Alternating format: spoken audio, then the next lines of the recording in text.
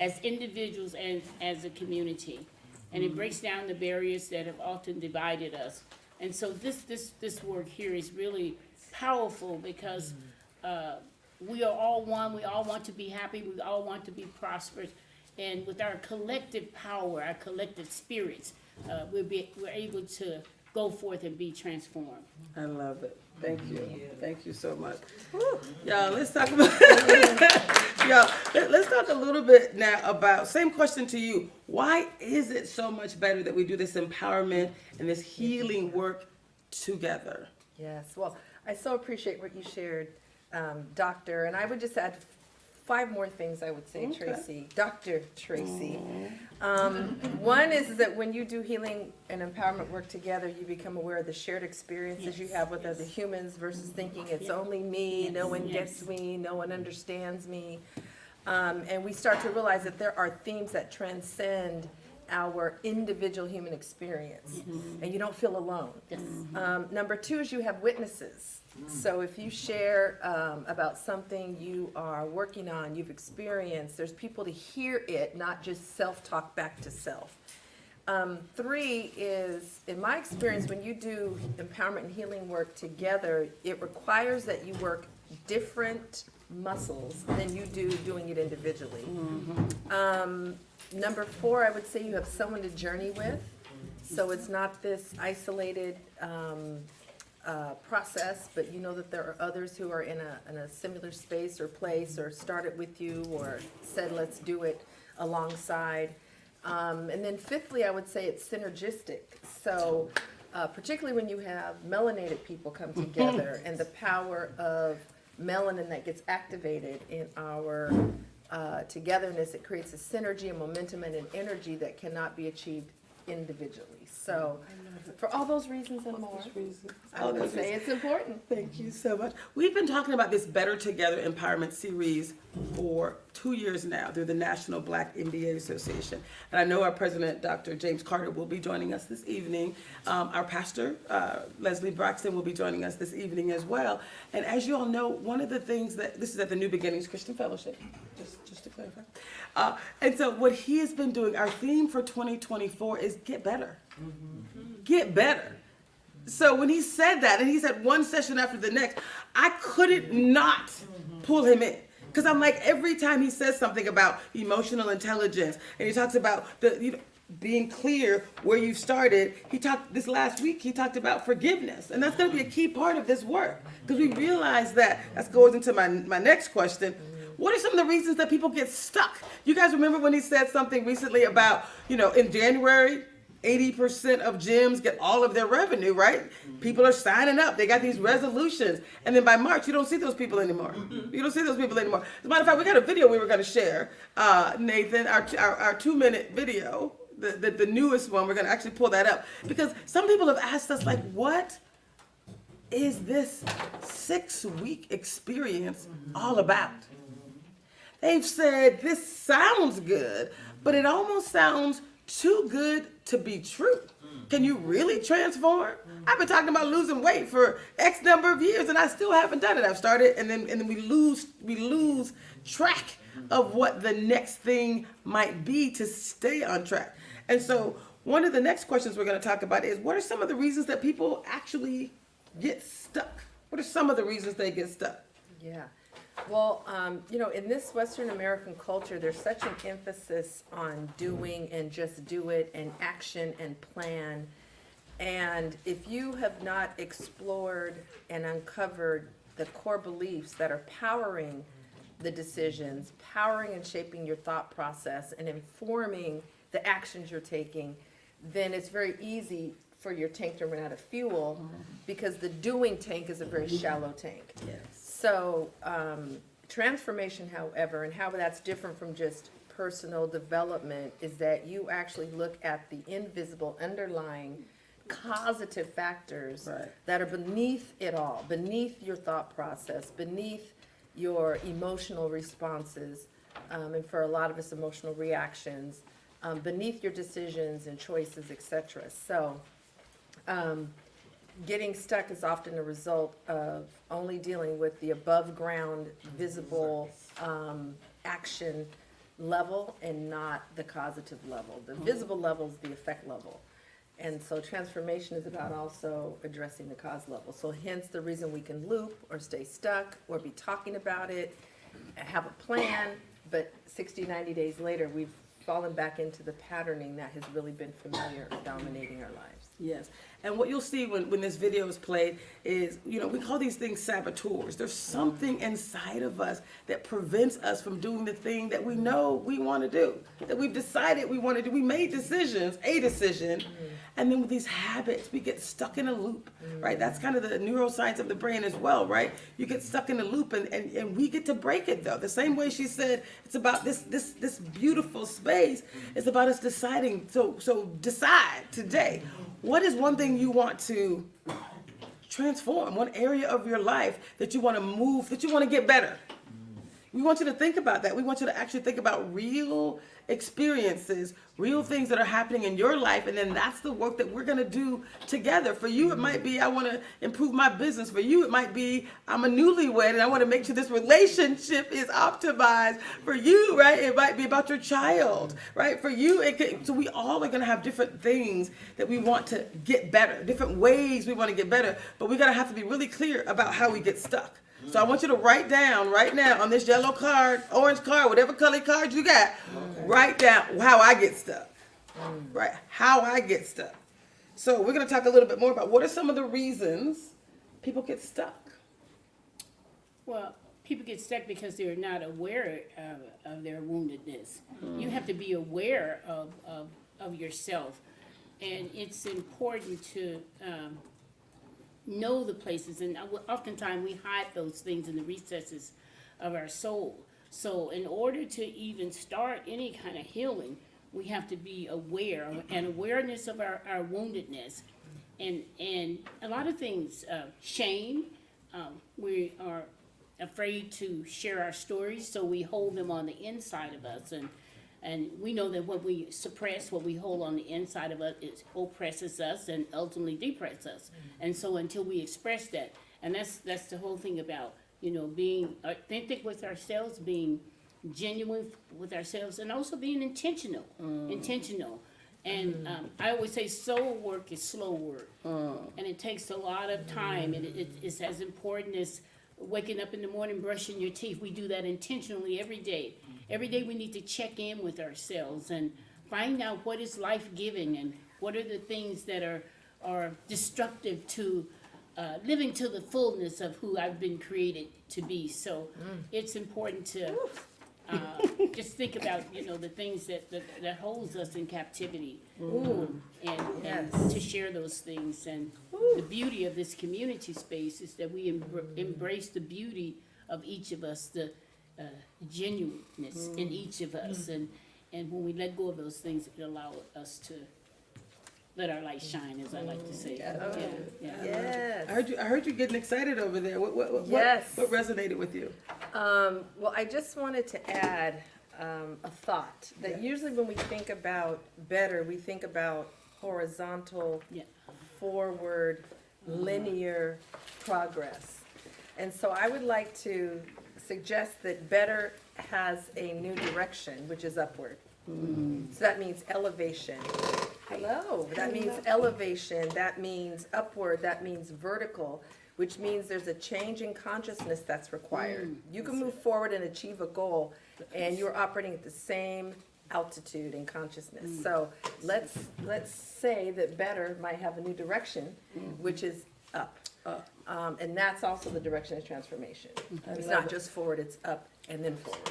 I love that. And if you think about the why, you know, this concept of why is it better to do this together, right? That was our first question. And my favorite pastor just came in. And I love the shirt, y'all.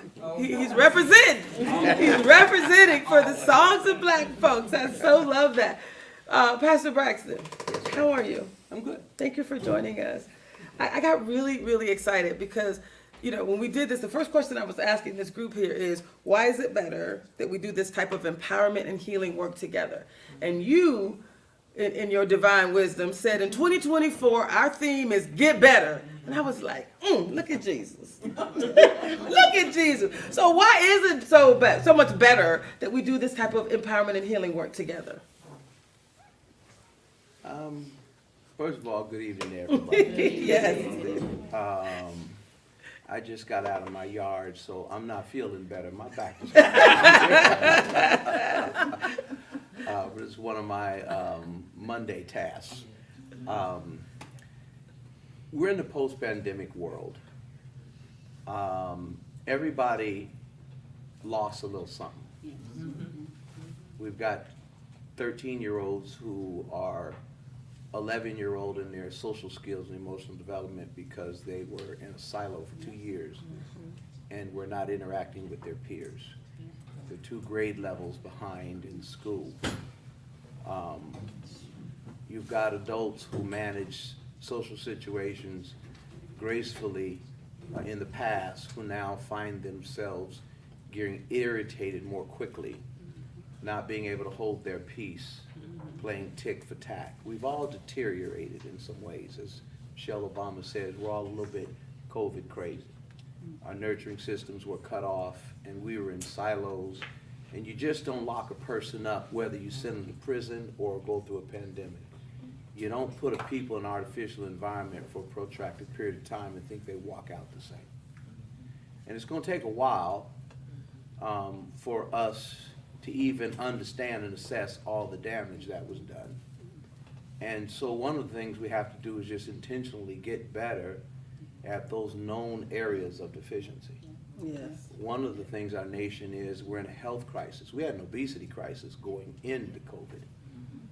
Obesity is defined as only 35 pounds above an ideal weight. We think obesity, we think super obese. At 35 pounds of excess weight, you've compromised everybody's system. From the cardio to the pulmonary to the neurological to the skeletal to the circulatory. And so we're in a health crisis. There's no health system in the world that is sustainable with a society of people who haven't learned to proactively live healthy lives. We've got to change our relationships to food, to sedentariness, to exercise, all of those kinds of things. The American way of life is killing us. We've got to get better at just living in our bodies. We've got to get better at managing our relationships. We get together, but we don't know how to stay together. We fall out, we don't know how to fall back in. We've got to get together at parenting our children and working with teachers rather than seeing them as the enemy. And so, because we're not stewarding our children's education very well. One of the teachers in our church told me, said, about 75% of our kids of color are below grade level. We got to begin to tell those inconvenient truths so that we can address them. And our churches have to get better at doing ministry in the world we have now, not the world we grew up in. And most of us were trained at a time when the world was different. 3/4 of what I learned in seminary is completely irrelevant. And so we're in a world of where, Einstein said in Survival of the Fittest that it's not the strongest or the smartest, it's the most adaptable. And we got to stop talking about back in the day, because we ain't back in the day. We got to start talking about today. And so we got to, practically speaking, in the book, in the scriptures, it is the book of Proverbs and James that have what they call practical theology. Where does the ideal touch down on the ground? And right now, all our institutions, starting with the church, have got to get real practical and just get better at the basic building blocks of life and community and relationship. Because we're failing in the basics. And we have to admit that. And start building plans to get back underneath things, or get back on top of the world, because right now the world's on top of us. I love it. I love it. Thank you so much. You're good. You're good. Thank you. So what I love about that, we just did a little rollback because it was important for us to start with this man who is clearly divinely inspired, right? A theme for the year of getting better. That's the depth. All the ways we all need to get better. We were just talking about what are some of the reasons that people get stuck. And I heard you say, you got to deal with some of these emotions, right? You got to deal with some of the emotions.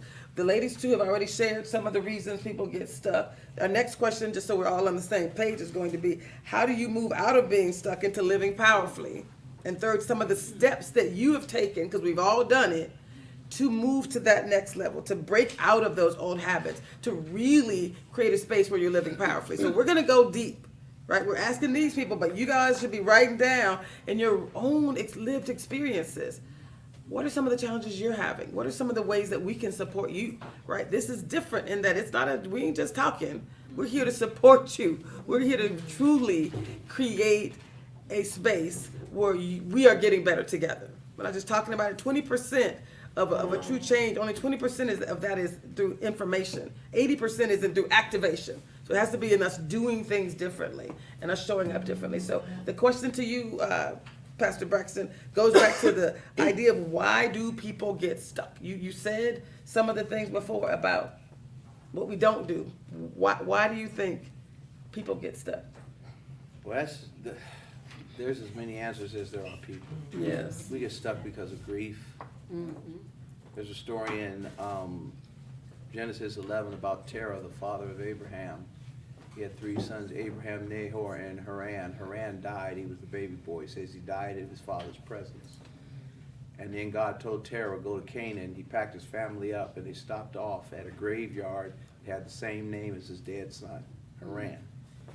And then he never left there. Terah died there. And because he was the head of the clan, the family had to stay wherever he was. So he got stuck. His whole family stayed stuck for 80 years over grief. His son died. And we all understand that who have kids. But when you're a family that's called to Canaan, a place of milk and honey, but you allow you and your loved ones to get stuck in a place of death, it may be understandable, it's still a tragedy. So grief is one of the reasons why we get stuck. Social injustices, which cause people's lives to veer off the cliff because of systemic injustices on the basis of race, gender, and poverty. Our government recently, our Supreme Court just said affirmative action in reference to race is illegal. Unless you're talking about the military, since 70% of Americans who are under the age of 30 are black, brown, red, and yellow, and America literally can't field an army without its black children. You did notice that when them 3 soldiers got sent back from Iraq, they were all black. Get used to it. Whenever we fight these old white men's wars, the bodies coming back are going to be black. So you can talk black, blackity black all you want as long as you're talking about the military. But when you start talking about the porthole through corporate and government success and power, they want to cut that off. It's illegal to talk black. The one basis by which they were excluded in the past. And so that's the reason why people get stuck, because the ladders of rise are being chopped out. So putting women back on their backs, barefoot and pregnant, keeping other people on the other side of the Rio Grande, LGBTQ back in the closet. There's a lot of, right now you're having people who are fighting intentionally to push America back to 1955. But people get stuck because of that. Trauma from their childhood. A lot of people ain't moved past the molestation as a child, the abandonment issues as a child, the verbal violence where people use words as a sledgehammer. There's as many reasons as you got people in this room, and probably 3 or 4 times more than that, because most of us got 4 or 5 reasons in us, at least, where our lives could find itself off a cliff. I love it. I love it. Part of the reason we decided we were going to combine this concept of getting better together with the idea of the living powerfully experiences, because we had a lot of scientific proof around how the brain works, like how no matter what's happening around you, you could still choose this too will work out for my good, right? The fact that the spiritual and the scientific were so perfectly aligned, I could not move forward with combining them in a space that allowed us to show up. So when you think about the neuroscience of the brain, and you think about positive psychology and performance science and cognitive behavioral psychology, it's like, how does it work? What can we do? So we all have self-command. We have the power to choose. It's decisions that determine our destiny. Regardless of what's happening around us, we get to decide how I'm going to perceive it. I believe that every situation will work out for my good. Every situation can be turned into a gift and an opportunity. That's positive intelligence. That's part of it. The Bible also says it's going to work out. Hello? For those who believe. So if you combine the science and the spirit, y'all, we can't go wrong. Scientifically proven to work. So the next question really is about us and our self-command, that agency, the opportunity that we all have to get unstuck. Yes, we get stuck. Of course we do. We're going to talk about saboteurs next week. Right? Before you all leave, we're going to give you a way to go online, do an assessment around what gets you stuck. It's those saboteurs. It's those voices in our head. But the fact that we get to choose differently. We get to actually get unstuck. Serena, as a transformational coach, let's talk a little bit about how can people move out of getting stuck? I get a little excited. You know? Just a little. Well, one of the thoughts that came to mind was conditioning our minds to a higher level and from a higher level. And there are so many things that bombard us on a daily basis now with our access to social media alone, where every single person can be their own news channel. And even though we have a love-hate relationship with it, many of us are still ingesting from it, and we're not necessarily being that discerning about what we are allowing in through our eye gates and our ear gates. So conditioning your mind is almost like, Pastor Braxton was talking about food choices. And when you decide to become more radiantly healthy, that means the choices that go into your mouth change.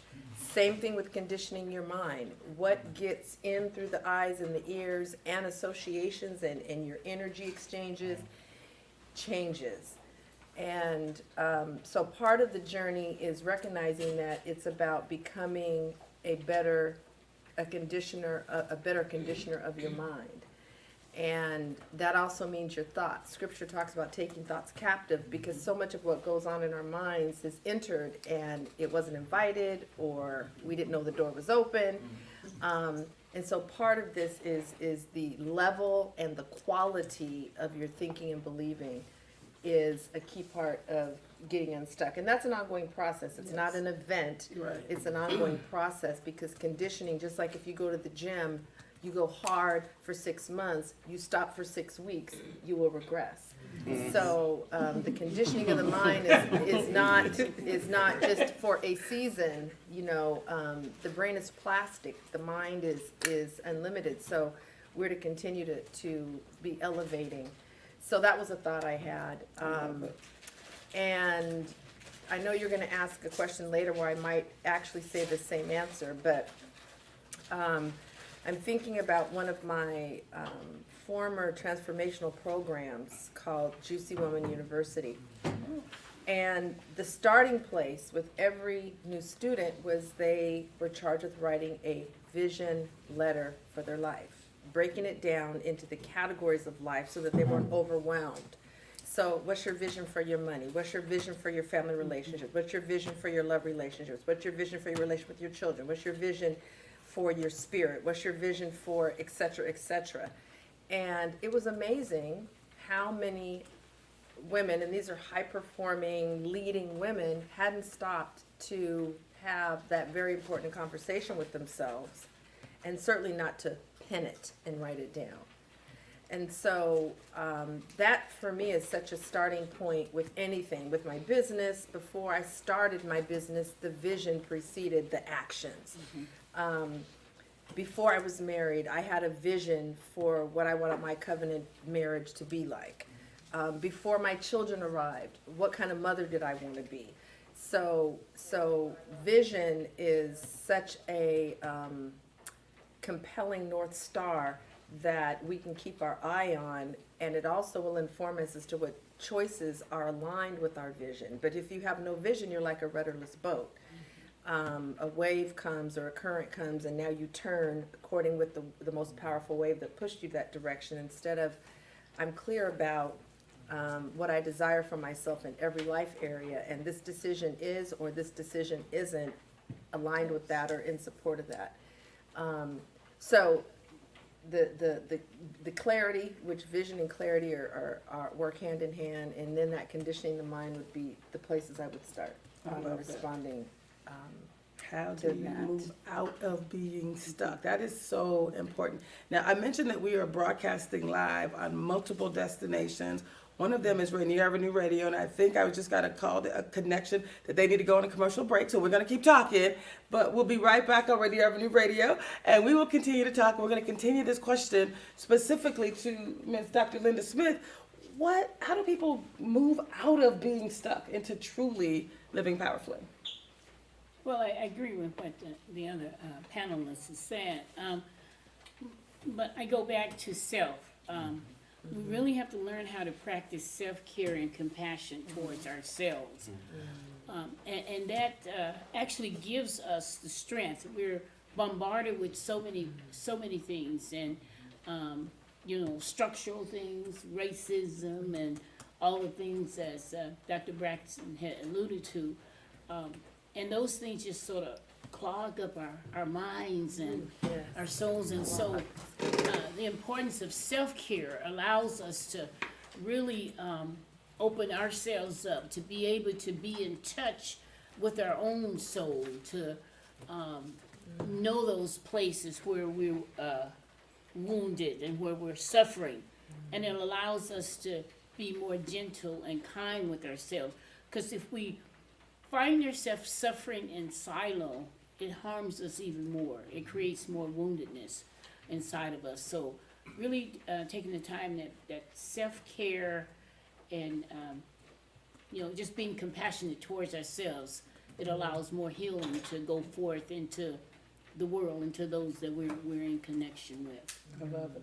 I love it. Pastor Braxton, I know you've connected with people who've just been stuck. They come to you and they're like, help a sister out. Help me get unstuck. Help me break free of these chains. And when you start swinging the handkerchief and getting all excited, it's because you know that there is a path for us to get unstuck. There is a path for us to get unstuck. Talk a little bit about how people can move out of those limiting beliefs and those habits that have not gotten them to where they want, regardless of what's happening around them, regardless of the system, showing up and being able to do better. Talk a little bit about that. In 2023, I started the year with a sermon series on change, and one of the sermons had to do with sometimes we're excited about change because we think it portends positive things that we look forward to. Getting married, Right. Assuming that you like the person. Oh, my goodness. Starting a new job in a new city, you're looking forward to the change. Going off to college, whatever your anticipations are. So sometimes we're excited about the change. And some changes are forced upon us that are not positive. Sometimes we change when it's too painful to stay where we are. The doctor tells you, if you don't change, you're gonna die. You got some threatening health issues. If you don't change, you're gonna die. So sometimes the urgency, self-preservation, causes people to change. Sometimes a woman will grab her child and run when she gets to the point she realizes, if I stay here, he's gonna kill me. Sometimes people who live in an addiction that they tell themselves that they're managing, after that second or third DUI, and they lose their license, and then they can't get hired with the school system or anything anymore, that addiction is causing them so much pain, they're tired of that pain, and then they decide to go get help. Or someone tells them the marriage is over if you don't go get help. So what helps us get unstuck is sometimes the staying where I am is just too painful. And sometimes the support in people in my life, their continued presence in my life is conditioned upon me moving off the dime. It's not always an epiphany and aha. Sometimes it's 911. Right. And the boys in blue show up because you got to go because they tired of it. I love it. But Jesus said the truth shall set you free. Usually change, getting unstuck stops with a moment of sobriety, and I mean it in the broadest sense, where the lies that we tell ourselves to stay stuck, to keep saying, oh, I can put this down whenever I want to. Or I still got my high school physique.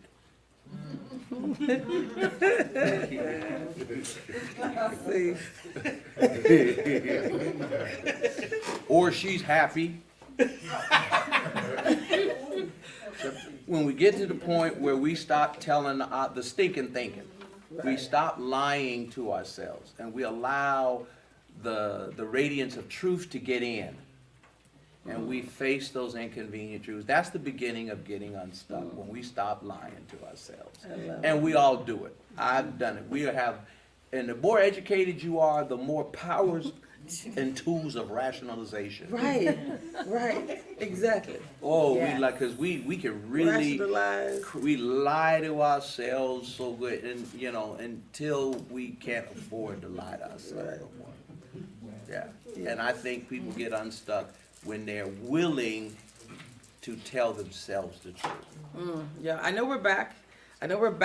With Whitney Urban Radio. We're back in this. Every face here is smiling because we see ourselves in all of these truths. To thine own self be true. So get ready, y'all, because again, she called this a healing circle earlier on. You missed that part of it, but it was like, hey, we are here to offer some insights. But each and every person here, you're here because you want to get better. There's something in your life you want to get better. And so Sabrina mentioned earlier that when you declare a thing, and I didn't say thing. You heard what I said. Thank you. I said when you declare a thing, right, you can create the future, the life that you want. So we're going to actually create a space for you to declare the thing, right? As quickly as you can. Here's where I'm at, and here's what I want to declare. So just get ready. We're going to be asking each of you. And if you're stuck, you got coaches right here. This is what's different about this. It's all being recorded because your breakthrough going to be a breakthrough for somebody else. So you're here because you said 90% of the people are online. Less than 10% of y'all said I'm going to come in. 90% of the people that registered for this said I'm going to take this online. We got some people watching, so if you're online, we want you to also engage. Some of the nuggets that you heard, what has been powerful for you, right? But what is an area of your life where you've gotten stuck and something that you're committing over the next 6 weeks? I'm going to get better in this area. This is what I'm gonna do. Maybe this is what I did. This is what I'm gonna do. And coaches, I need some help. We're here for you. That's what this is about. So let me be clear. The truth sometimes hurts. So we need some brave souls to just show up because we're going to give it to you straight without a chaser. You understand what I'm saying? Okay, so get ready. I'm gonna let her, so I just wanted to keep prepping you because when I ask for the questions, I don't want dead silence. So I know you got something to say. I know you got something to say about forgiveness. I know you got something to say. So don't make me have to call you out. But first, sorry, yes, we're going to have her answer the question as well. But go ahead. Okay, so I just want to clarify something. The truth does not hurt. Your attachment to the lies do. Oh, say it again. So we can Say it stop again, giving say it truth again. a bad PR campaign, because then you'll avoid it and you'll run from it. It's our attachment to the lies. It's the delusions, the illusions, the patterns. That's what causes the hurting. Tell the truth. The truth shall make you free. Is it true or not? It is. That is the path to freedom, is truth. So we can't have a mixed PR campaign. On one hand, the Absolutely. truth hurts. Yes, sister. Hold up. Is it hurting or is it making you free? What is really causing the pain? That's what we want to begin to cut away. So just want to clarify that. Thank you. All right. Did I thank mention you. she's my coach? Excellent coaches need coaches too. And so let me tell you about my breakthrough, right? It has had a lot to do with being honest with myself, seeing the parts that are shaky, right? From an outside in perspective. So the truth is really our salvation, right? It is how we get to the next level. So ma'am, tell us a little bit about some of the steps that people can take to break through those limiting beliefs, the lies that we tell ourselves, right? Some of the things that we can do to actually live powerfully. Well, first, it's as I said before, Socrates says, an unexamined life is not worth living. Is to examine our lives. The awareness of our woundedness is so critical. And then to have the strength to do so, because sometimes we don't have the strength to tell ourselves the truth about what's really happening. We walk around in make-believe. And then we gotta be motivated. There has to be something to motivate us. We wanna be better. We wanna live happier lives. We want to, and so we have to commit the time to do it. Like I say, it's not just something that you wave a wand and suddenly all is well. It's slow work, you know, it's every day really paying that attention. And then to be willing to get help. And as I believe this process here really is a way of getting that extra help, you know. I do encourage people to get therapy and counseling, but I also realize the power of the circle has just been overwhelmingly powerful because, particularly when you're in a community of like-minded people, to be able to get that help that you need, that we help one another, we enable one another to be healed and made whole. So it's and then there are things, you know, like meditation and really just taking that time. I love the text in the Bible where the psalmist says, "Be still and know." Yes. Be still and know. And most of the time we're so busy, we're so bombarded with you know, the crisis, the social crisis, and you know, the things that's going on in the world, and you know, even our desire to be able to help one another. Sometimes we feel defeated by that, but to really be still and to listen to yourself, and to have an openness for the reality, the truth of what's being told, rather than burying it under covers. But there's so many things, but just as a starting point, I was like, I have to tell myself the truth. I have to be awakened to my own inner critics and the voices that I entertain and give life to, as opposed to putting them to death so that they don't live inside of me anymore.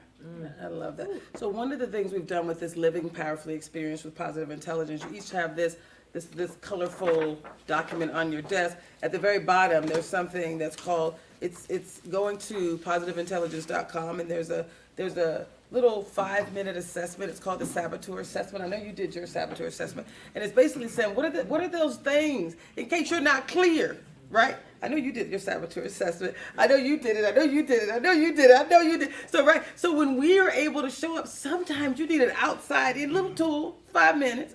It's you can almost think about it like your zodiac. You get to read it and decide what part of this is true for me, right?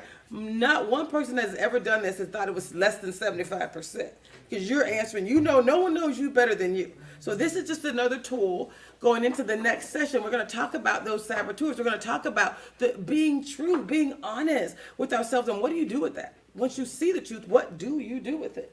And I know one of the things we've had a conversation about was, you may want to get better. Are you ready to get better? You and I had a conversation just last Thursday, and it was like, let's be very clear.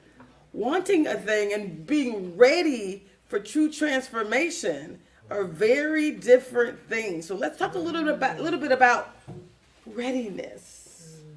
Readiness. How you doing? Do you have a hard stop at 7? I know it's 6:44. I just want to make sure I get you in and get you out. At least by 7:10. Okay, so this man is running this major experience, Songs of Black Folks. We were just grateful that you came here. So just know how grateful I am. I'm taking clips out of every sermon he does, like, oh my God, look at the Lord. It's so much aligned. But let's just talk specifically about being ready versus saying I want a thing, but I'm really not ready to change. Let's talk a little bit about how we help people to get truly ready. Let me just say, Tracy, when you were in school, I hope you never did drugs, because you already am. I'm over the top. You're right. People say I'm extra. I be like, am I extra or you basic? You know, I don't know. But This is the calmed version. is this a calm version? Yes. This is a calm version, and she would know.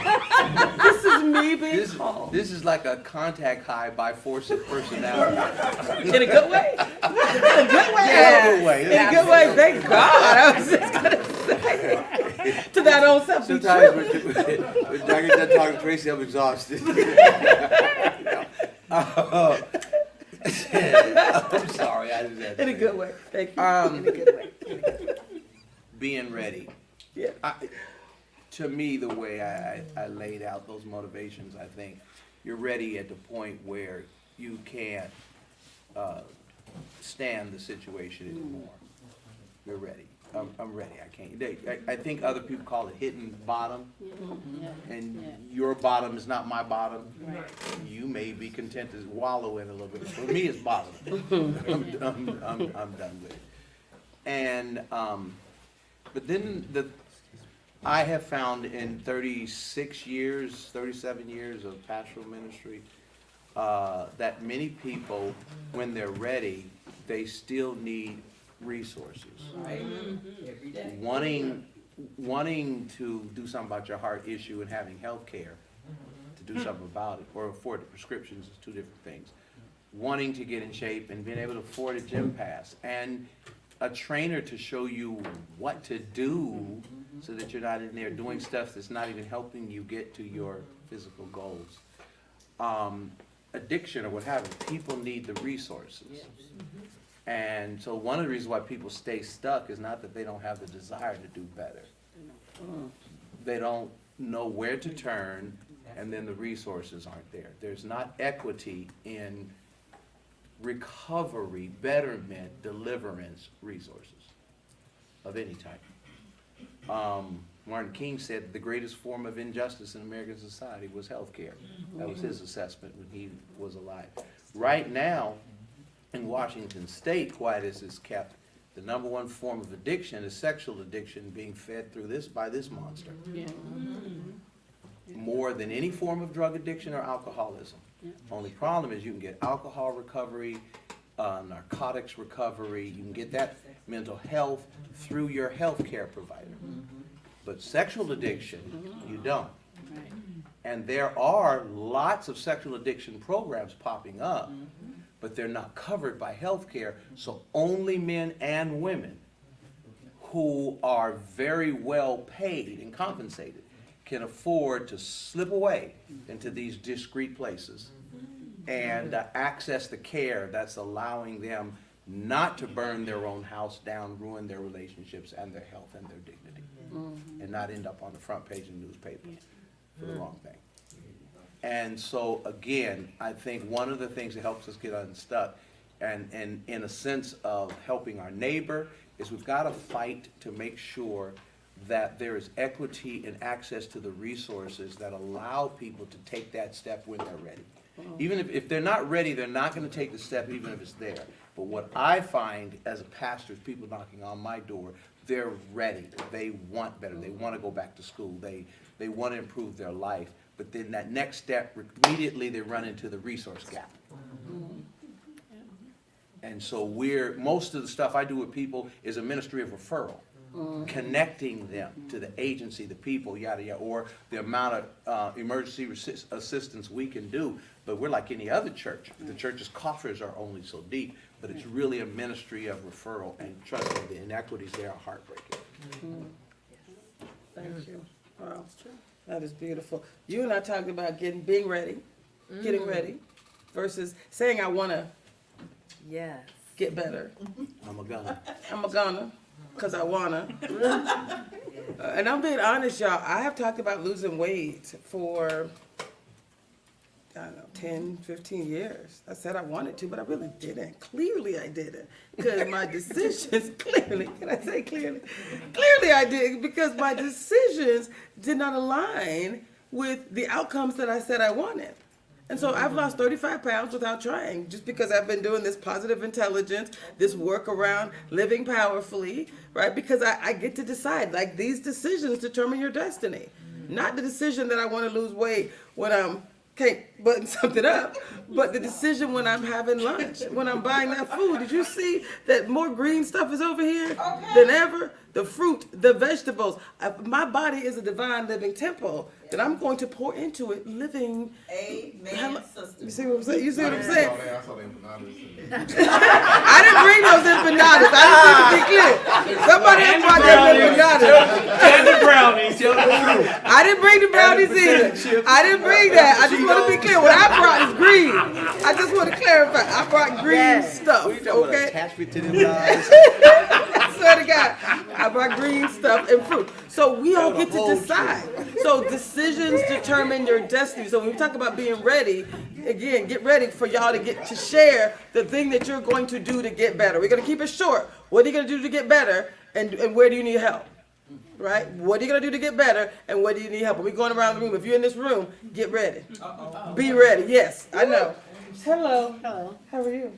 I'm good. We're talking about getting ready. Being ready versus wanting to get better. Being ready to actually get better. Well, I think goals are important. And the acronym that I use for goals is guiding opportunities to achieving life success.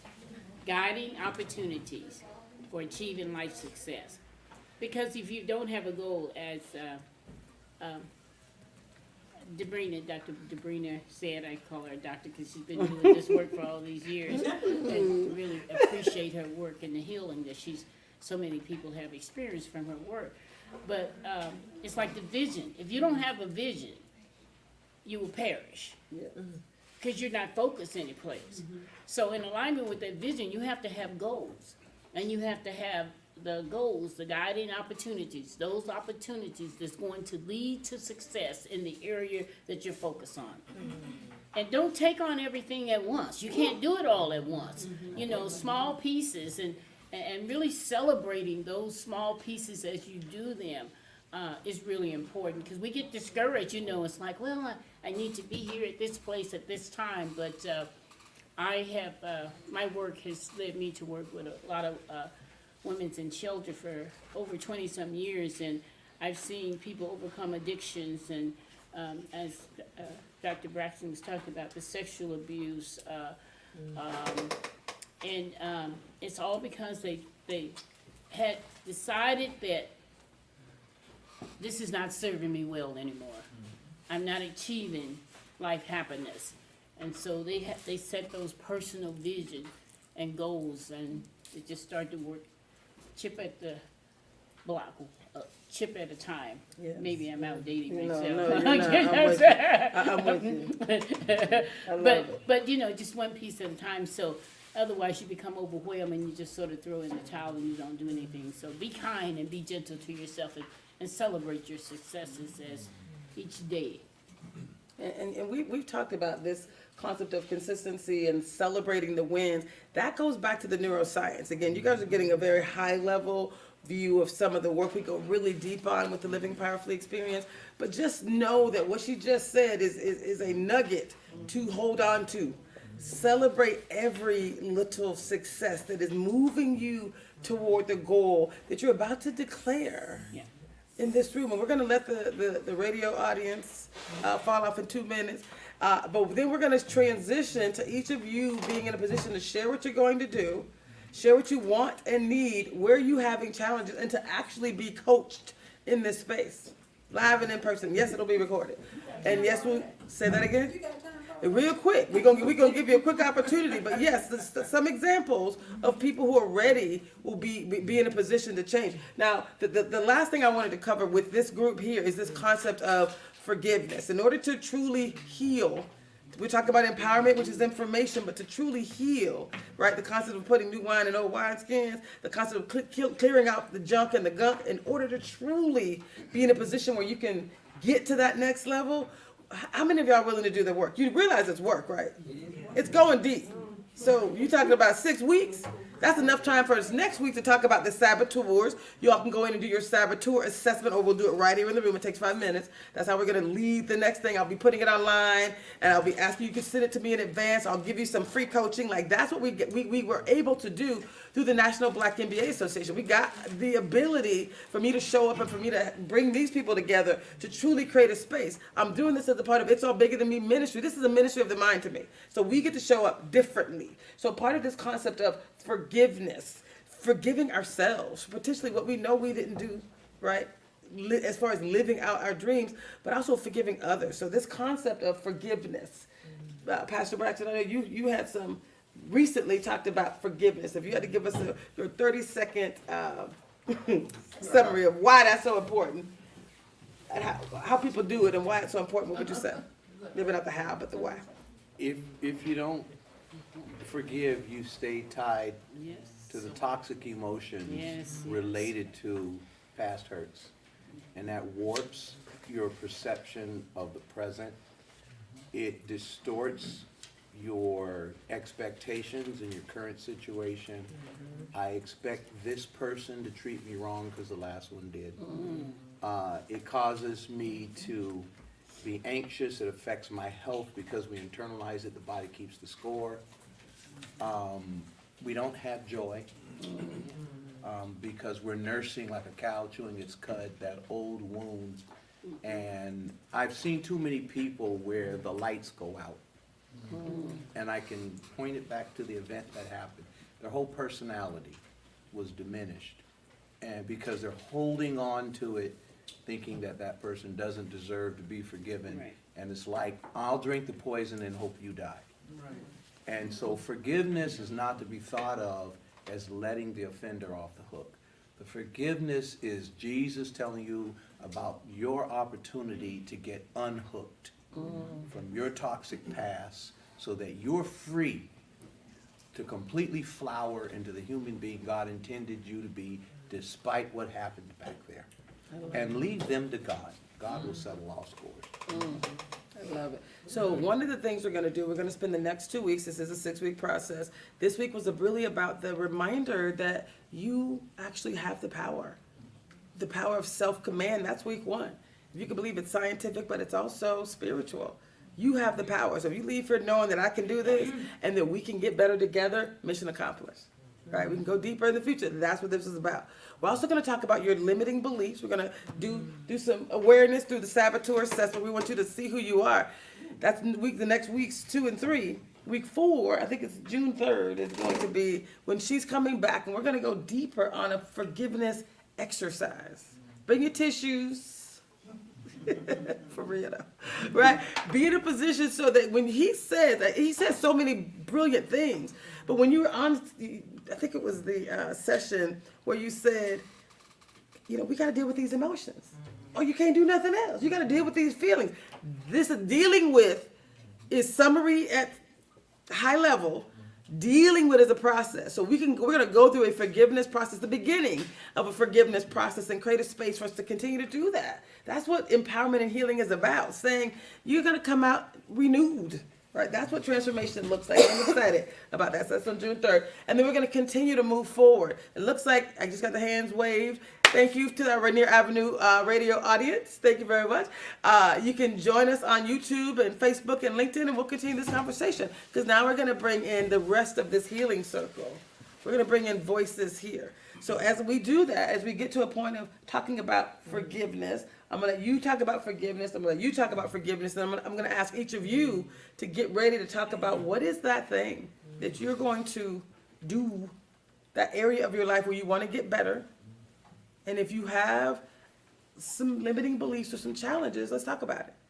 Let's get in a position, or this is what I'm going to do, and this is my commitment to myself and to this community.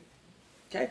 Talk about forgiveness. Talk about the importance of forgiveness and why it is critical to us truly living powerfully and us getting better together.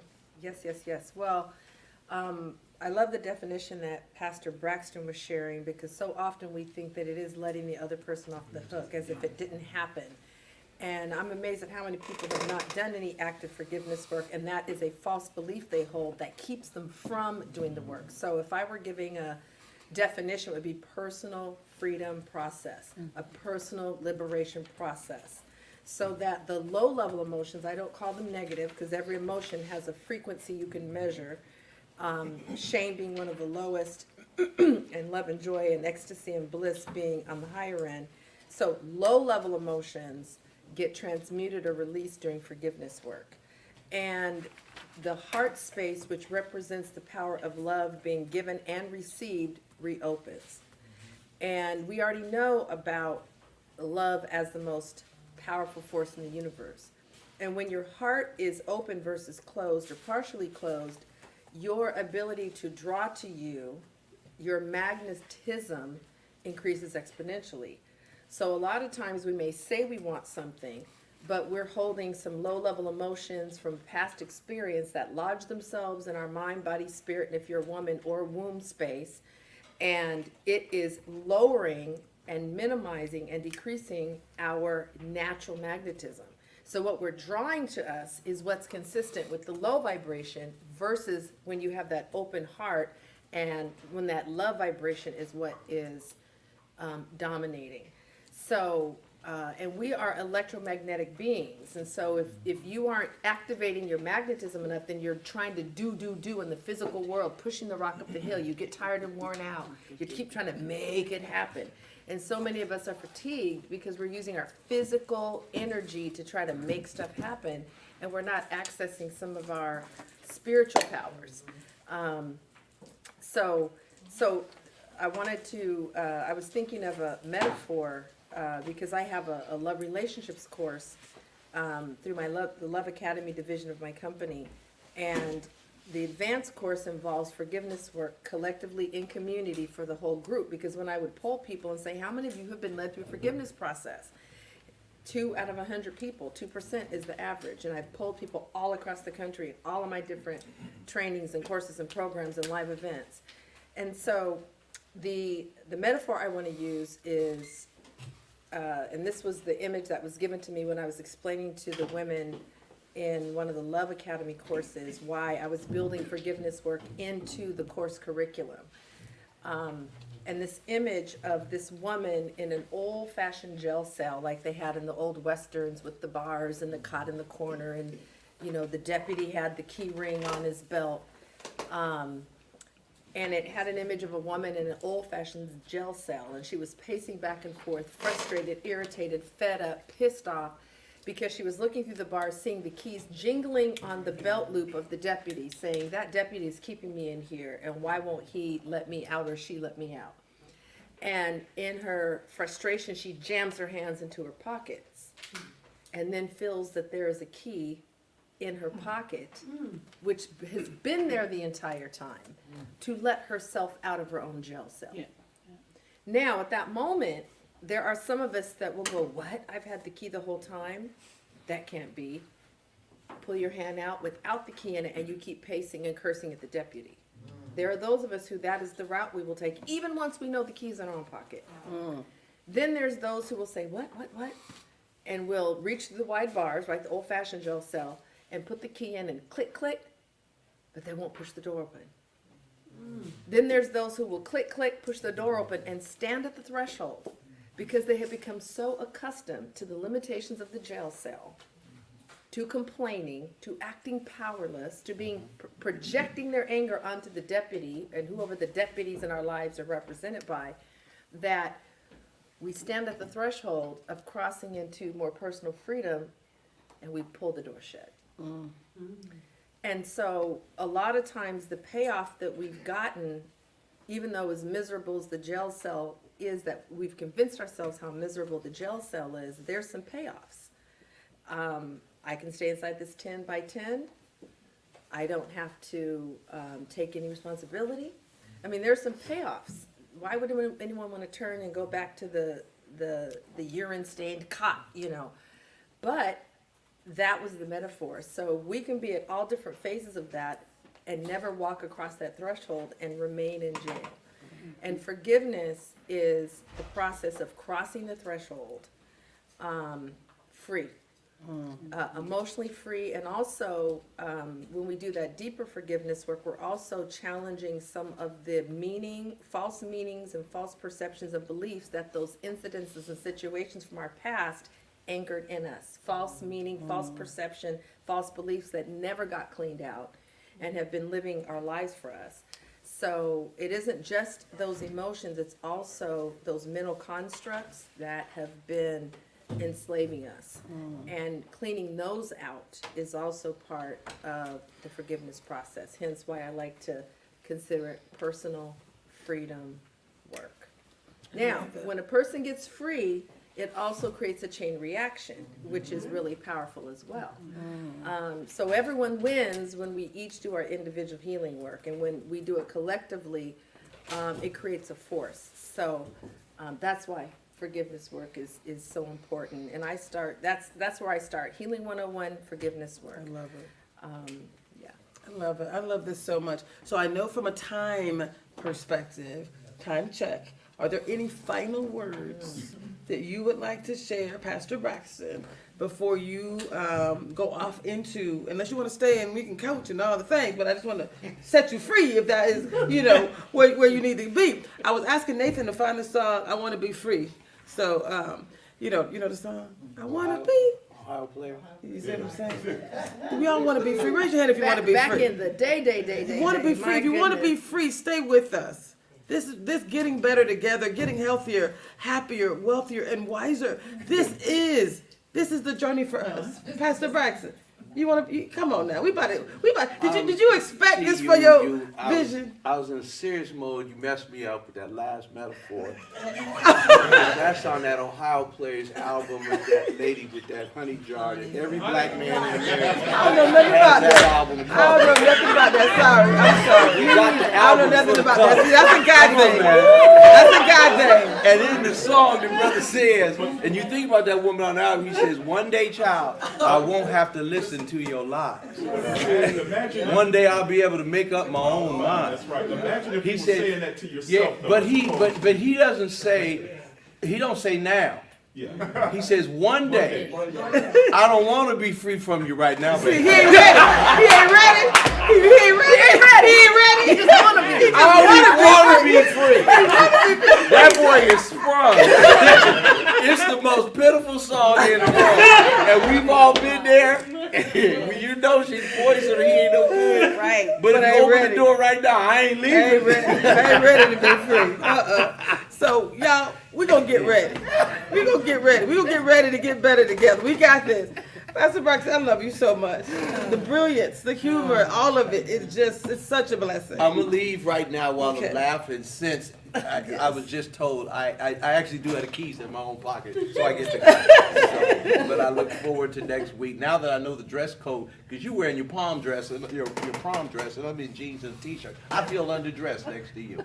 But I have enjoyed your insights, Pastor, your insights, and so I hope people will go deeper. I will say this on the forgiveness thing, because I got sick a few years ago, and when God sits you down and you're still, God sometimes forces you to take a repass through your past and walk through the debris and the fallouts from yesteryear and pick up the raw materials for building a better future.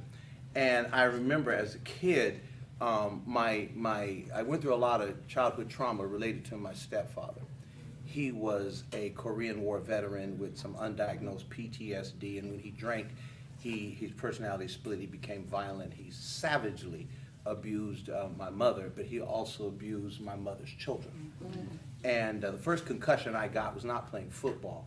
It was being thrown up against a wall by a grown behind man. I wanted to use a stronger word, but I'm in the house of God. A grown behind man. And one of the reasons why I'm a night owl to this day, I got used to sleeping through the night until he went into a deep snore. Then I knew he was out. It was safe to sleep. And then I would sleep in school. And then I got kicked out of school because I was sleeping in the classroom, but I was trying to survive. And people didn't understand. And so, as fate would have it, he went to prison for forgery and domestic violence. When he got out of prison, he said he got called to preach. It's one of them prison callings. I'm not saying none of them true, but when you just trying to pick up the soap in the shower, a lot of people say they got called. And he came back to the home church, which used to be my mama and our refuge. And Pastor Bullock let him sit in the pulpit, acknowledge this call, and now this man is 10 feet from me every Sunday morning. I'm looking at him. He's saying he called, but this is the man me and my brother said, as we cut our hands with a pocket knife, mingled our blood, saying, we're going to kill that Negro when we get older. See, And I'm angry because of what he did, but I'm also angry that he's so narcissistic that of all the churches he could have went to, why would you come and invade our space? Invade my mama's space, invade our space.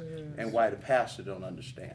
And all those weeks, I never heard any word preached because I was preoccupied with him. I'm still thinking, can I kill him and nobody know, and then me come back and sit in this pulpit? Because I think I can compartmentalize enough to off him and come to church and shout.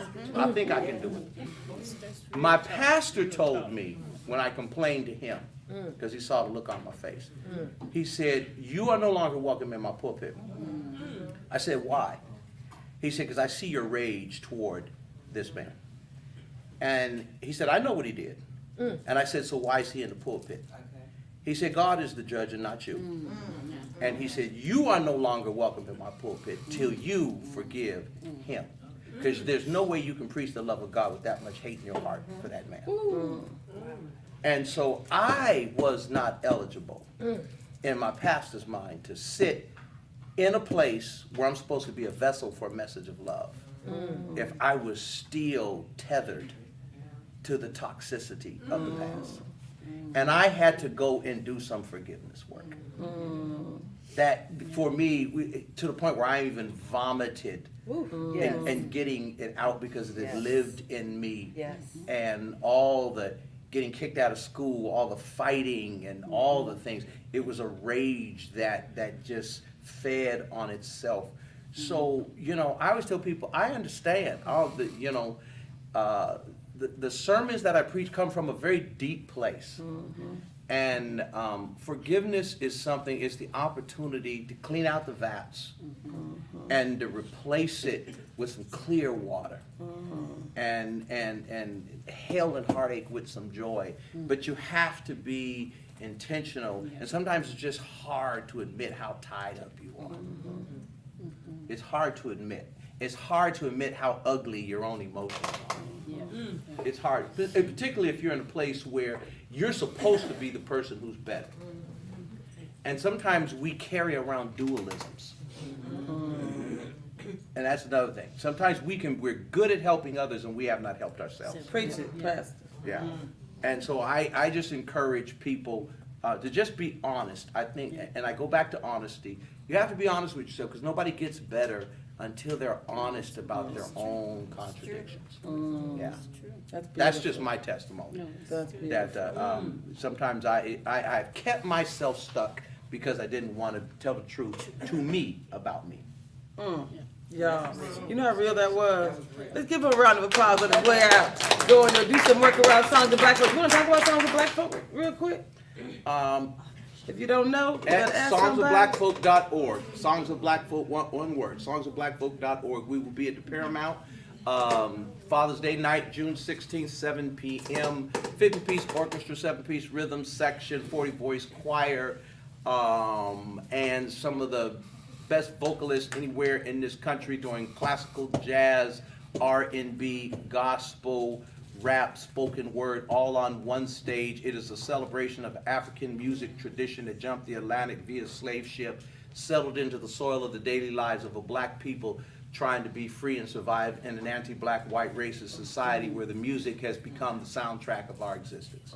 I believe if every book on African-American life and culture in the United States was lost to history, if you could gather up the lyrics from our music, you could reconstruct our history. Yes. And our music is the source of resistance to white racism, whether it's James Brown saying, "Say it loud, I'm black and I'm proud," and a source of hope, even if it's Tupac Shakur saying, "Keep your head up," or civil rights workers saying, "We shall overcome one day." So come to the Paramount Father's Day night. This year's going to be the most extravagant of the 3 shows we've had. We started in 2022 because we're talking about black freedom, black faith, and black fashion with a focus on the sometimes extravagant persona and presentation of the African American artist. You know, we are a bit extra. We are. Some of us more than others. So on that, I got to go. I look forward to Thank seeing you. all. Thank you so much. Thank you. Thank you, Pastor Jackson. Thank you. Y'all, this has been absolutely incredible. This was us showing up for you. Now we need you to show up for you. We need you to show up for you. We got real areas. You didn't come here for us. You came here for you because there's some area in your life where you want to get better. Raise your hand if you're ready to speak. I'm going to start with you. So what we're going to do is we're going to have you just come on up and sit right here so he can get a good look at you, hear you well. And if anyone else is ready, go ahead and line up so this goes really quickly. And I know Dr. Carter, as she's coming, you could bring an extra chair. I know we wanted to talk a little bit about the National Black MBA Association and some of the work you're doing to get better, right? Let's have her share right here.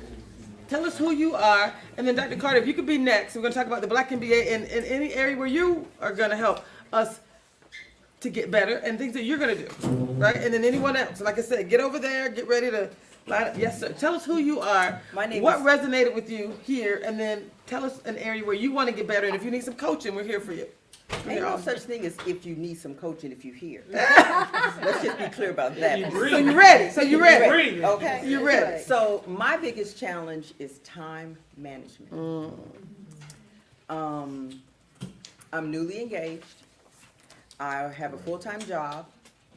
I've been working on my own business for 3 years. I'm not real successful there yet because I haven't put the time in. So my problem is my time management. So I need some help there. Forgiveness is all about a process. That's the one thing I want to say to all of you. It's not an overnight cure. It's a process. Because I believe, without a shadow of a doubt, everything that God does, He does it in His time. He does everything in a time frame. Created the heavens and the earth, 7 days. But everything He does it in a time frame. So in this working on our forgiveness, I'm talking about me because I got some serious issues with forgiveness of one person. And I keep going back to it, keep going back to it. I said, Lord, you're going to have to help me. You want to share who the person is? My father. How do you think it's showing up for you?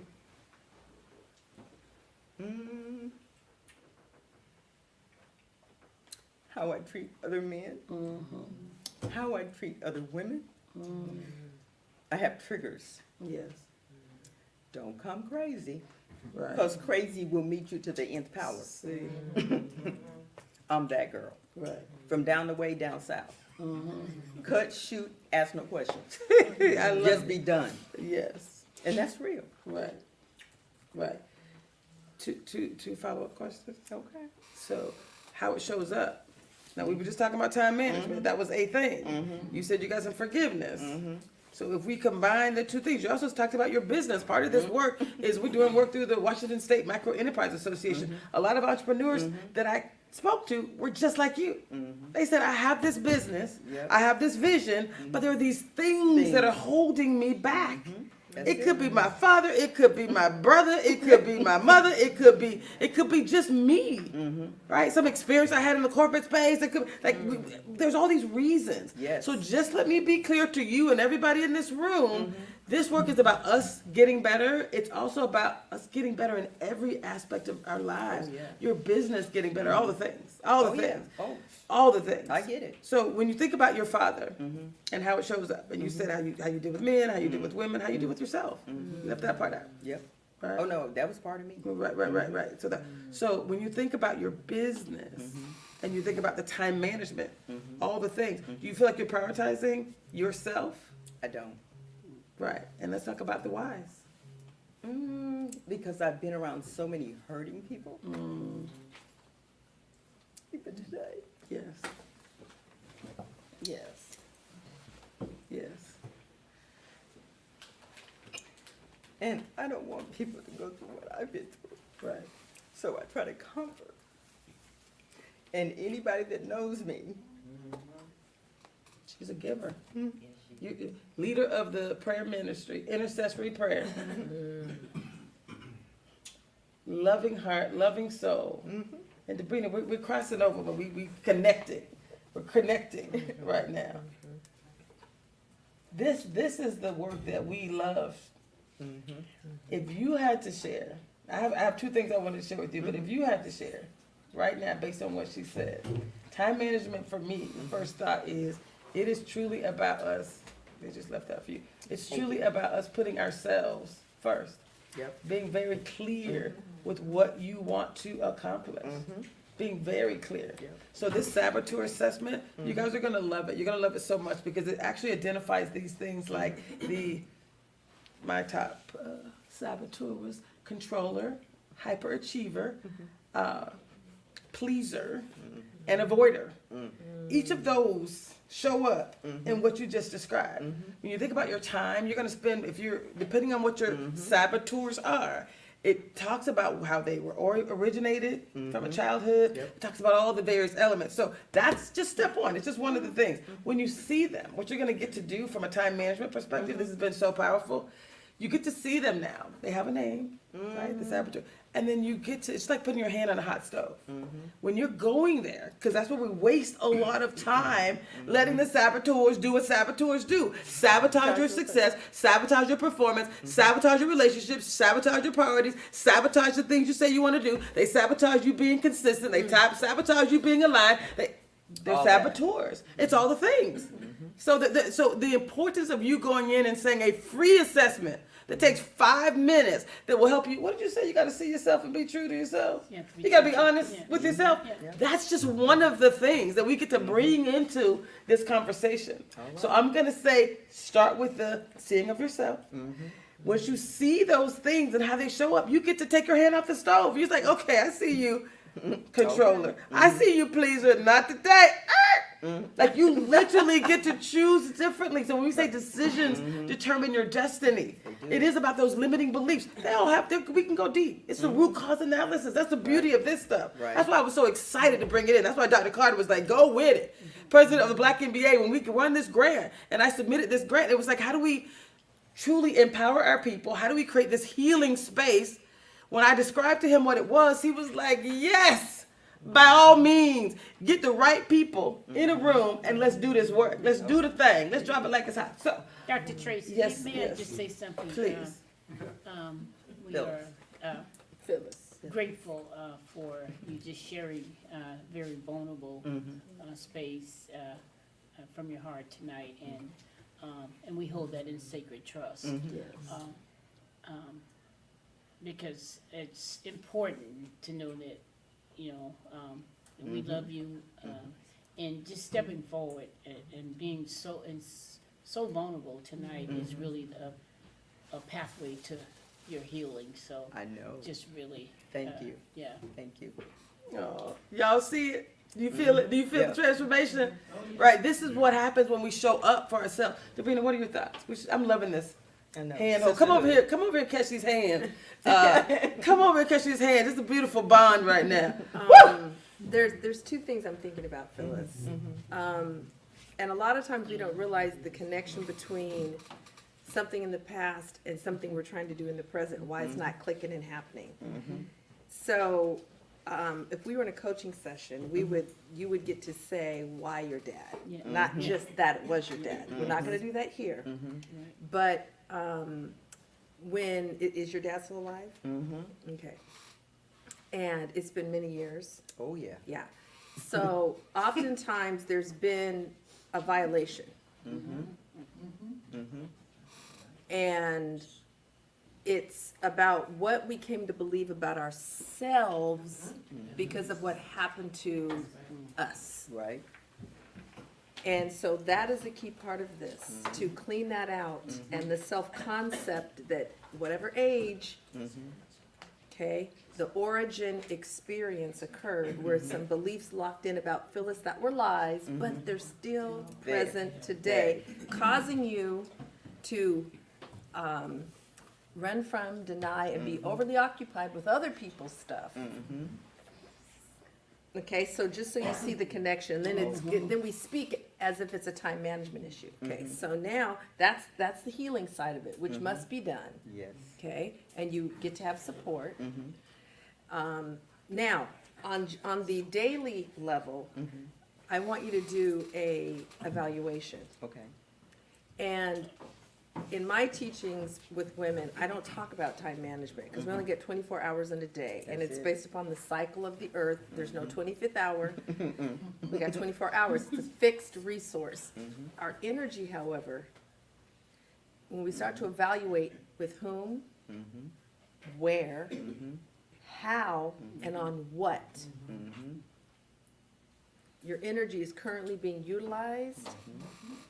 So you can see it's not a time management issue. It's about how and where you're using your energy, and it's away from the things that you say are important. Right. So we got two levels here. We got the transformational level. We got to do the deeper cause level stuff because we Right. wanted to get you unstuck, unclogged, the falsehoods, the lies about yourself, about men, about love, all that. It has to be transformed because it will keep you tethered, as Pastor Braxton was saying.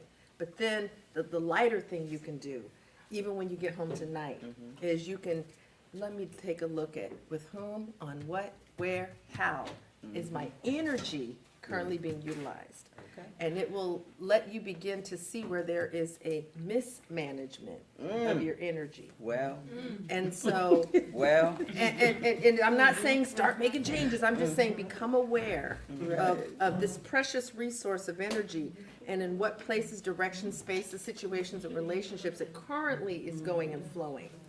And it will, and you'll be able to see like, oh, I need a redistribution in these two areas.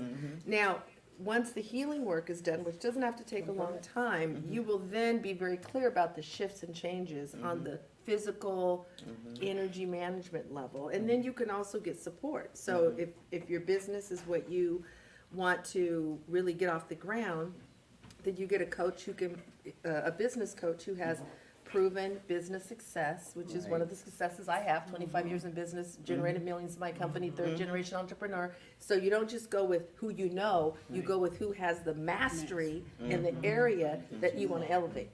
And so you get support in that area. Not yet though, we first got some gunk, funk, and junk oh, yeah. that we need to clean out first, and then we got the energy management assessment, and then what support do I need? So I can have support in birthing this new version of myself, right? Right. There's always a doula, there's always a midwife when we're giving natural birth, but we need it for our personal transformation journey as well. So for you to come forward, Yes. that is such a big deal. Yes. Because it's easy to hide out and say, let somebody else go. So it lets us know you're in readiness. Yes. So build on this and don't let any distractions, excuses, justifications That's right. keep you from building on this momentum. And given that you're in prayer ministry, the whole ministry is going to experience Yes. a breakthrough Yeah. because of the space you create from the freedom you're now experiencing. So I love that's it what I too. have to say. And I appreciate all of you and all of you. We're in this together.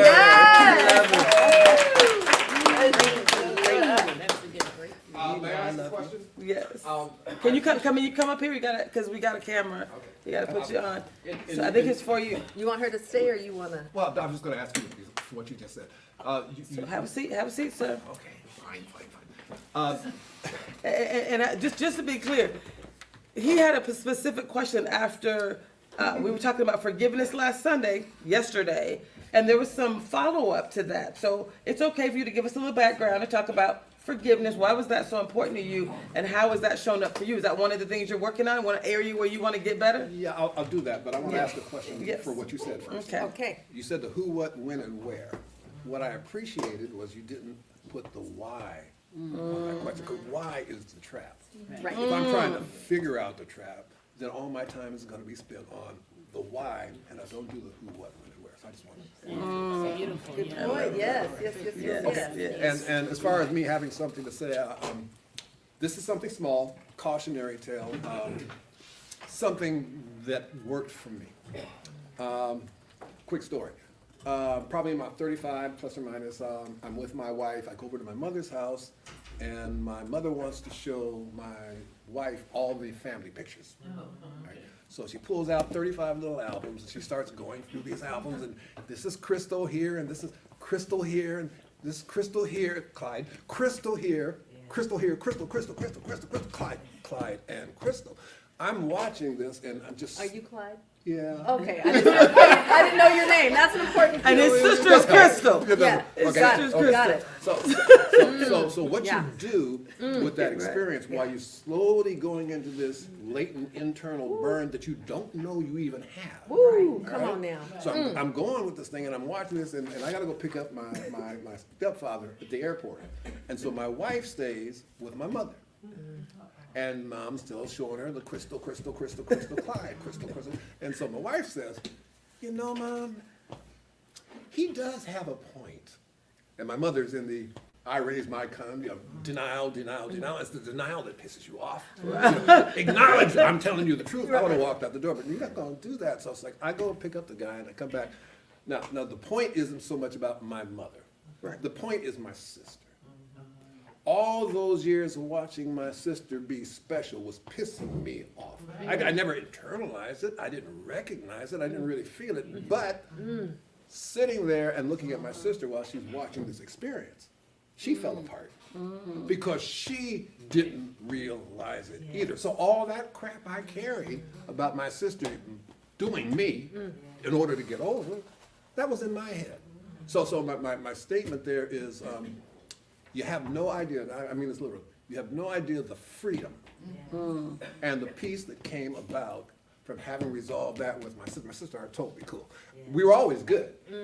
But once I got rid of my internal angst, you know, so when I hear this, that's what we're talking about here. Well, you know, Braxton kind of touched on it too, but bottom line is, we've got baggage. I'm talking about the baggage you don't even recognize. Because that's such a little small thing. But it made a major difference in my life and with my sister and with my family and even with my mother, because she then too finally had to come through and say, it happened, it existed. I got all the excuses then. You're like, well, your dad had a new camera. You know? I said, yeah, well, that was when she was 6, Mom. That's 35. Anyway, that's all. Oh, that's so good. Thank you. So beautiful. I love it. Does anyone else want to share? I'm not gonna put anyone on the spot. Can we add something to what You can come up here and add it. I don't know. Yeah. Well, we have to. Can you say it really loud then? Okay, I'll say it really loud. And can you catch her from So what where is- she is? No, I'm just joking. One of the things too. that I appreciated about what Clyde just shared about baggage Yeah. is that unclaimed baggage. Say it again. That gets us in trouble. Say it again. That unclaimed baggage that we need to go and take the key, unlock it, take it out, and unpack it. So it's that unclaimed baggage that can get us in trouble. Now talk a little bit about. Thank you for saying that. Thank you for saying that. You've talked about. You've used the word trauma because this is community empowerment and community healing. And you've used the word trauma a lot. And you said if you don't deal with it, then that's what you pass on. That unclaimed baggage. Unclaimed, claim, right? Most of us don't want to admit that. Talk a little bit about this opportunity to truly heal. And then we're going to actually, if no one else wants to speak in this particular moment. Oh, we got Dr. Carter. I love it. Does anyone else want to speak? Do you want to share? Raise your hand if you want to share. I'm going to have you sit in those back 2 chairs there. And if not, we're going to close because I think some people want to share, not on camera, guys, and we're going to respect that. We're going to respect that here in the moment, but we're going to create a space. Again, it's better together because think about how many people her experience, his experience will benefit. So when we show up with this level of authenticity, we can promise you one thing. We're part of the solution. Together, we will get better. It's impossible not to in a space like this, in a loving space like this, right? Yeah, Yes. I think, when you're talking about trauma, we carry trauma over, like the experiences of childhood. And one of my traumas that I carry forth is just the trauma of growing up in really what I call inhumane ways. And so when I see other people suffering, it keeps me in a place where I hurt, it pains, because it's like, no one should have to be going through. No one should have to be treated like that, and that's where the trauma of the past, the racism, the oppression, and I think one of the things during the George Floyd era was it really, and I think it did more so than what COVID did. I think they did two object things, but the George Floyd era really unearthed though that baggage that just sort of smothering, and it just raised its ugly head. And so for those of us who carry that trauma of the past, you think you get over it, and then the next thing you know, they shot another black man, and I got a black son, and I don't want my son to be killed, and and my nephews and all of that, and it just keeps that pain just like. And that's a hard trauma to get over, I mean, I keep working with myself with it, and I try and do what I can in the world as an activist to bring voice to it, because I think that's one of the ways that my healing come forth is giving voice to issues of injustice and things that impact the lives of people. So it's trauma is it's real. It's real. But it is, I'm aware of it for myself personally, and so I continually, make sure that I'm working to heal myself and to, like I say, be that voice, because it gives me a certain power that I'm speaking up for the voiceless. So.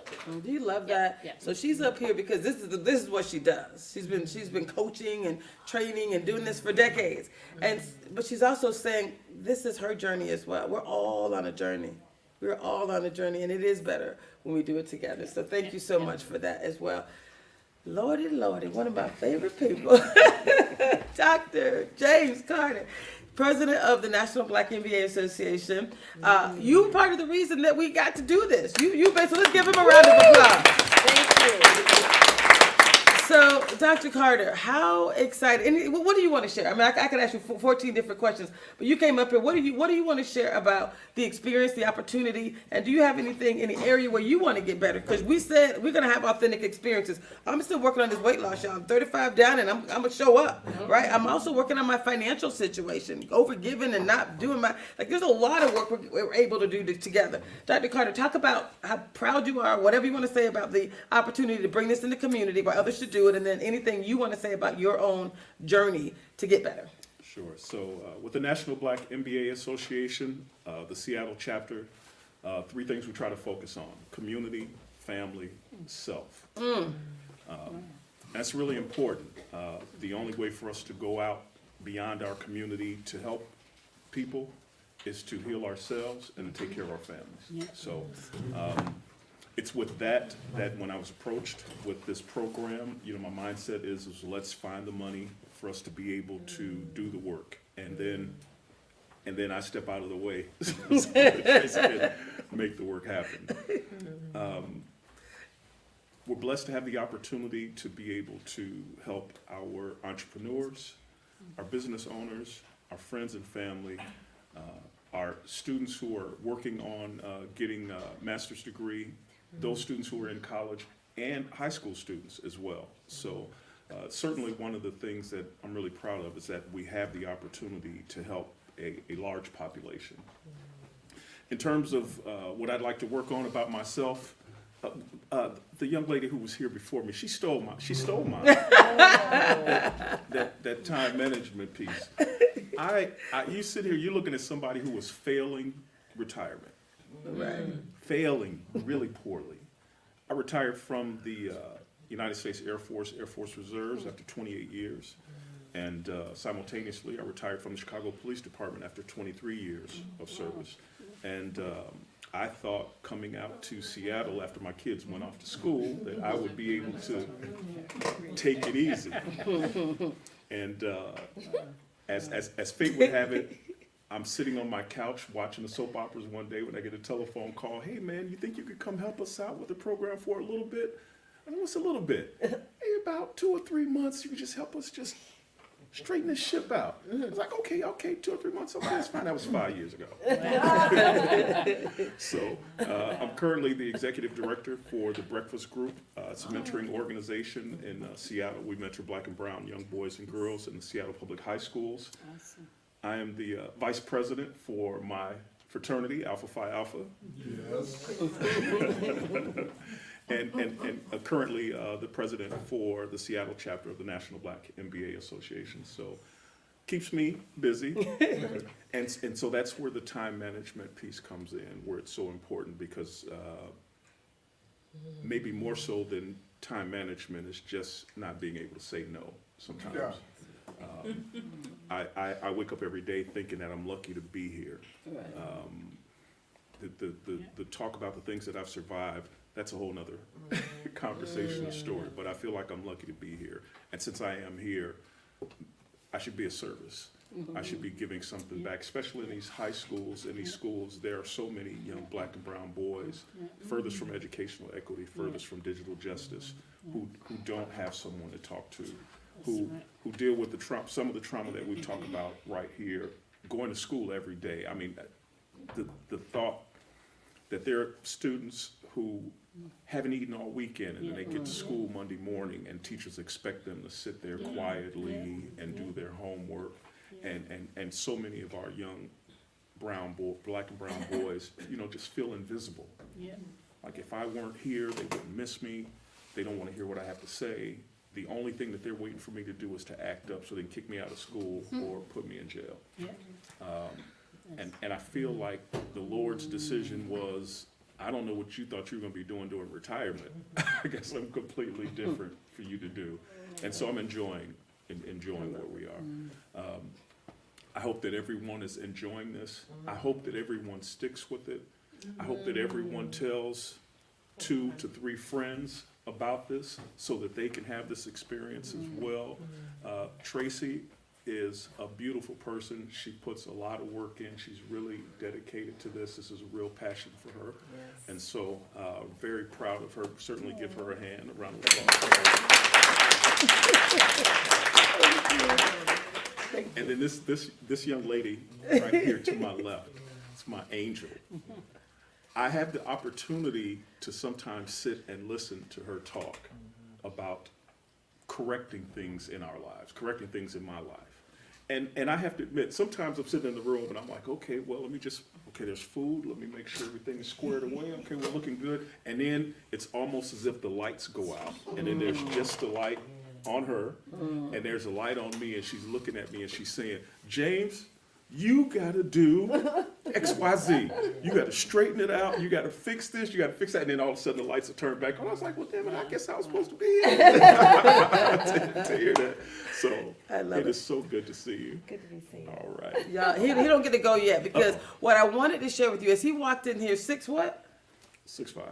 As he walked in here with his 6'5" glorious self. Some of you may not know he's a double amputee. Exactly. So if you think about living powerfully, showing up in excellence, when he says he is grateful to be here, that's an example of living powerfully. So talk about showing up. Now, are there any words that you want to share about living powerfully or how we get to show up? Again, this saboteur assessment, the things that we get to decide we want to do. Right, how we want to show up differently. Any words of wisdom you would share about how people can show up powerfully no matter what's happening in their life? Sure. I would say a lot of living powerfully is about what's going on in your own mind. We can let ourselves defeat ourselves and we can control that. I did not have a lot of time to make the decision on whether or not I would allow them to take my first leg. I went to the doctor because I thought I was coming down with a cold. I'll get some cold medication and go home and call it a day. And after they did a few tests, they came to me and they said, Doctor, we got some news to deliver to you. Your blood is poisoning you. And it's because of an infection from a surgery that you have. And the only way to keep you alive is to remove your leg. And if you could just imagine, the thoughts going through my mind. That's the first thing I said, well, can I think about it over the weekend? And they said no, because if you leave here, you may not make it back here on Monday. And so I had to make that decision within an hour or two. Had not been able to call family, friends, anything of that nature, just straight into the operating room. Operation went well. Had to teach myself how to walk, how to live, how to keep my squash together mentally, because there are just so many different emotions that can kind of go through. But survived, and my mindset was, okay, I'm gonna do the things that I need to do, and 3 months later, I was back at work. 3 years later, 2019, that infection came back. And same thing, I go to the doctor, I'm thinking, oh man, I don't know why my chest is bothering me, I got a little cold. Get to the doctor, they do a blood test, and they said, Doc, that infection has come back. We know where the source is, but what we're gonna have to do is, we're gonna have to amputate your other leg. And if we don't do this, you won't be here. I have 2 sons. I have a 30-year-old that's working in Chicago. I have a 6'10", 26-year-old that's playing professional basketball. He's in Mexico now. And he was actually in Seattle with me when they told me. And the look on his face was, he was just defeated. Maybe he just saw some fear in my eyes, but it was just in that mindset, in that moment, I said, hey, this can't be the end. And I have other stuff that I have to do. I want to see my son play basketball. I want to see my sons get married, maybe have grandkids. There's so much more living that I have to do. And so it was right there that I made up my mind, okay, let me get it back together. And 3 months later, I was back walking again. Again, the mind can be, the mind is a beautiful thing. It can really crush you and crush your spirits if you let it, if you don't control it, if you don't put together the work for the thoughts to help you make it to the next minute and the next hour and the next day. I'm laying in a hospital bed, and my mindset is, am I going to be thought of less of a man because I'm missing a limb? Am I going to be thought of less of a man because I'm missing 2 limbs? And the Lord said, hey man, you are so much more than your legs. You didn't become Dr. Carter because you had legs. And I've lived a life. You know, I worked 17 years undercover in Chicago on the streets. If you've ever seen the television show The Wire, that's what work was like for me every day. In the military, started out in air transportation, and I wish I could say I had a hard time in the military. I wish I could. But when I became first sergeant, I just told people what to do. There was no there was no hard time. It's like, first sergeant, your troops are gonna be staying in that mud hut over there, and then there's an embassy suites. We're gonna send you right down. That's exactly what I thought. But I'll tell a story, and then I'm going to stop talking. I was at grammar school. I went to Catholic school in Chicago. Went to St. John de La Salle every day. Wore a navy blue pants or sweater, navy blue tie, powder blue shirt. From kindergarten to 8th grade, that was my uniform. I graduated from 8th grade, and the only thing I said to myself, I would never wear this combination of blue ever again. Excuse me, I know we're in the house of the Lord, but I'll be damned if I join the Chicago Police Department and the Air Force, and guess what those colors are? Born into that life of service. Nice. And sometimes you can't fight those callings. Sometimes you think there's a tumbling block in front of you, or there's a barrier or a hurdle in front of you, and you have to try to get your mind to understand that by going through or over or around or under that hurdle is going to make you a better person. So Thank you, Dr. Carter. You see why we love him so much? Y'all, this is Living Powerfully. Now, we're going to talk to 2 of the people super quick. So we have to bring up Owen Lawson. Somebody give him a round of applause. He's leading NBCF, New Beginnings Christian Fellowship Empowerment. So real quick, and if there's anyone else who wants to, perfect. So Owen actually was talking about Magnificent Mondays. And so, do y'all feel like this is a Magnificent Monday? Woo! Hello? Yes, right? Yes. You feel like you're ready to continue the transformation? Yes. Right? You ready to continue to getting better together? Yes. Are you excited about living powerfully in this experience that we get to have together? Yes. Let's say thank you to this one right here, because we were doing this work and he was like, we need to bring this into community in a deeper way. So Owen, talk a little bit real quick about your experience and what you are going to do to help the rest of us to really stay on this journey. What do you want to do to get better? Where are you at with this experience? So I think the two pieces that are tied together for me, Phyllis isn't, I don't see her here anymore, but she set the standard in terms of what she shared. So I'm gonna try and meet her there. Nice. For me, it's my life is telling me, in some ways, to let go of some things, so that I can finish commitments. Yeah. I'm not finishing commitments, right? And if I were to take you back to my home right now, you'd see things just set this down and keep going, set this down and keep going. So I think it's just that simple for me. And it's a blessing to have each of you here, because Magnificent Monday, as it lived within my head, Magnificent Monday was really about, you see the magic of spiritual leaders on Sunday. They gave us a word, and we bust out the doors, right? But the work is Monday. Yeah.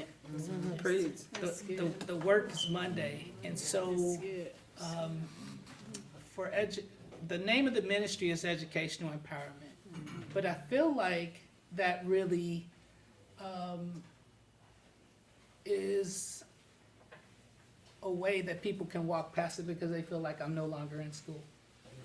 But God creates all of us as lifelong learners. That's right. So I went to the empowerment ministries just simply with the idea that when we come out of Sunday, what is God empowering us to get done? Yes. Yep.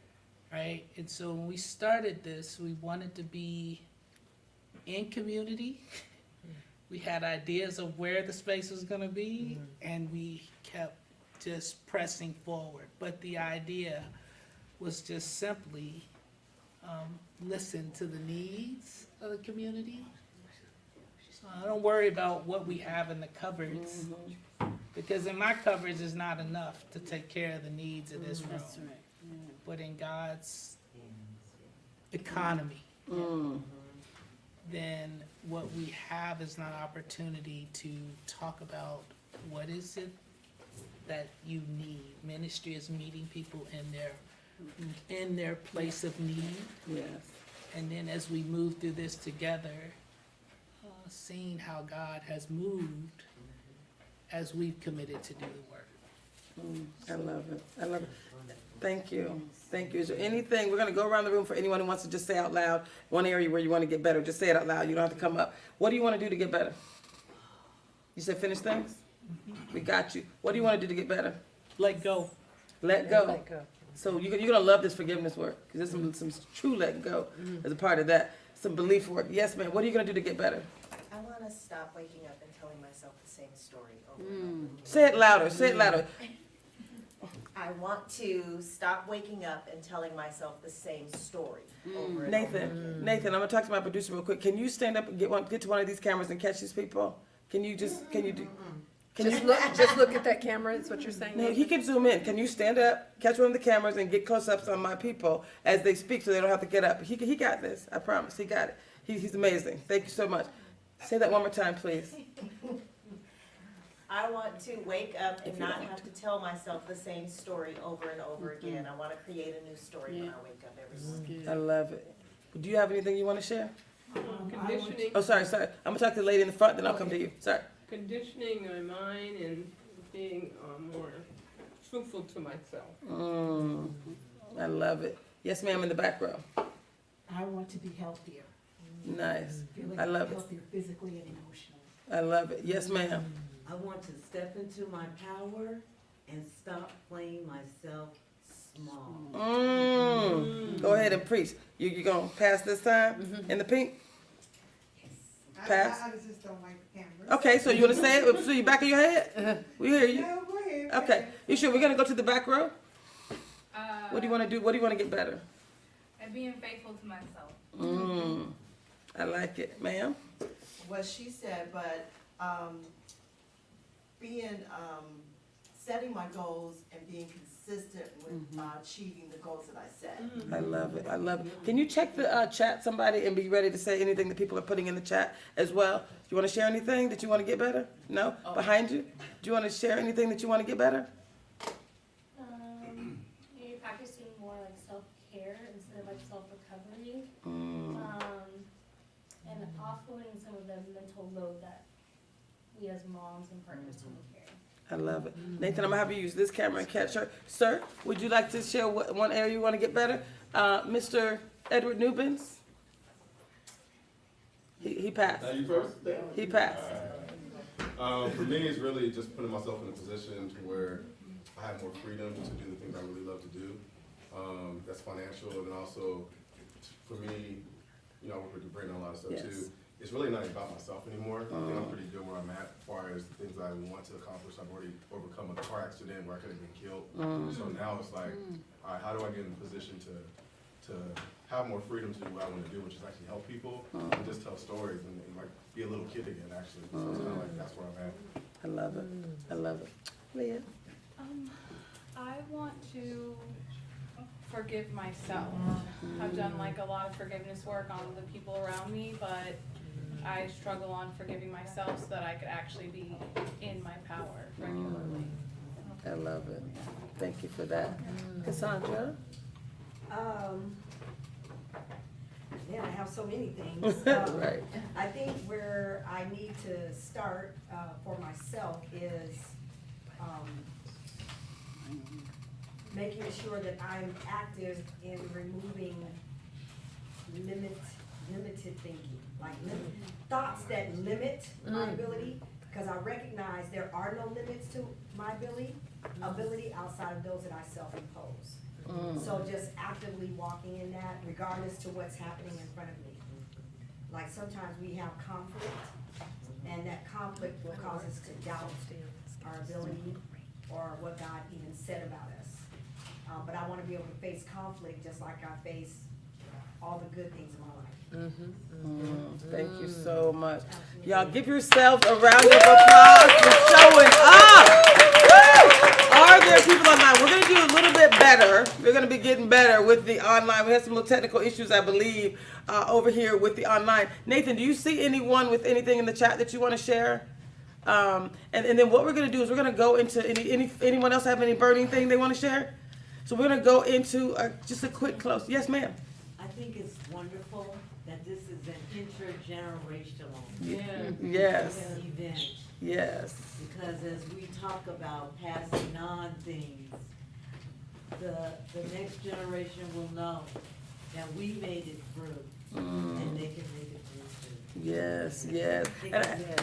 And I love the idea of us recording it all. Like no one can rewrite history. I'm from Florida. They rewriting history, rewriting books, banning books, and calling slavery an internship program. I mean, come on now. Like at the end of the day, when we show up with this level of clarity and intention, this is truly what generational change looks like. This is what empowerment and community healing looks like. So y'all give yourselves another round of applause for legacy building. All right, we're leaving it on the table, y'all. We're leaving it on the table. So I'm going to ask our beautiful panelists here for any final words. And again, next week, what you can expect is the saboteur assessment. We're going to ask each of you to do it. You can do it before, you can do it after. You can send it to me in advance. Take this with you. You go to positiveintelligence.com, and midway down the page, you'll see something that says, discover your saboteurs. It's free, right? They're going to talk about the program. You're getting basically $1,000 scholarships for being a part of this 6-week program. You're not going as deep as we would in that, but we're going to continue to do that work as well. But what you're going to get is the benefit and the knowledge of that experience. So no cost, it's free to everyone, but go to positiveintelligence.com, do a saboteur assessment. You're going to get some results. You can email them to me, and we can have a conversation. Because we want you to show up with an experience that is absolutely transformational. So when Debrina was like, oh, and you can't do transformational work without going deep. You can't do it without talking about beliefs. That's what we do as transformational coaches. But that forgiveness piece, like that's going to be, like we're going to talk about your beliefs so that you can be ready to truly, truly go deeper and forgive yourself and others to get to the next level. So thank you again. Final words. I'll start with you. Okay. Final words. So I'll just use a quote from my book, The Pathway to the Soul. It says, the deepest need of any human being is to be successful, happy, love, and have sufficient resources, great relationships, a need to be loved by others, the ongoing search for purpose, for healing and wholeness of one true self. Thank you. I love it. I love it. Yes. Final words, Debrina, as we transition. We're going to continue this journey around getting better together. We're going to continue to create a space for people to live powerfully. What final words would you like to share with this community? I am just so proud of us. I am just so proud of us. And there is some that would say, oh, if it's going to be a concert, Black folks will show up. If it's entertainment, Black folks will show up. And here we are talking about our healing, our restoration, our transformation, our elevation, with all Black experts, men and women in the audience, multi-generations, in a historic Black church in Seattle, not Atlanta, not Chicago, not New York, not Oakland, Seattle, Washington. So I'm just proud of us. And let us continue the work together and bring more people with us each week, and we can pack this room out by the end of 6 weeks because each one just reached one. So thank you. Thank you. Thank you, guys. See you next week, right here, online and in person. What's the address for Martin Luther King Jr. Memorial Baptist Church? 4510 North. 4519. 4519 Northeast 10th Street. There you go. Live and in person. We promise. Oh, Renton. Thank y'all. 5-9. Thank you. We will work the chat, y'all. I promise. We will catch you. All the comments in the chat. We promise to work that between now and next week. Thank you. Bye.